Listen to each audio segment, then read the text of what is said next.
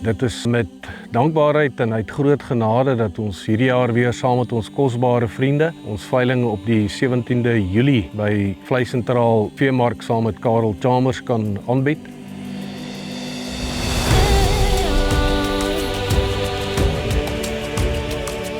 Die Bonsmara bedryf is op 'n baie gesonde plek in terme van goeie stoetteelers, in terme van goeie kommersiële teelers.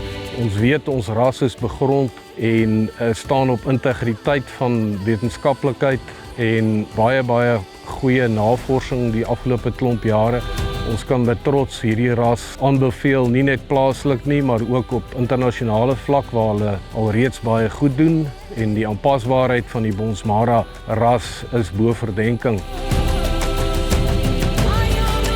Op aanbod vanjaar weer 30 stoet vroulike diertjies. Regtig uitgesoek van 4 verskillende stoetteelers af. Aan die kommersiële kant is daar 125 kommersiële vroulike diere in alle produksiestadia. Wat die bulaanbod betref, die kuddevaars is beproefde kuddevaars wat by Boschhoek al vir verskeie jare gebruik is. Dit kom uit Ab George en AG Bonsmaras en Syferfontein se kuddes en dan is daar ook seuns van kameeldoring Bonsmaras. Die ouderdom van die bulle, daar's 'n 2,5 jaar groep en 'n 3 jaar oue groep.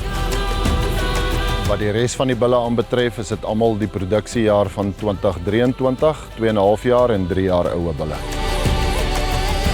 Ons sien regtig uit om julle almal te ontvang op die 17de Julie. Hou in gedagte dat daar die 16de se middag van 1 uur af 'n besigtigingsgeleentheid is vir die res van die middag.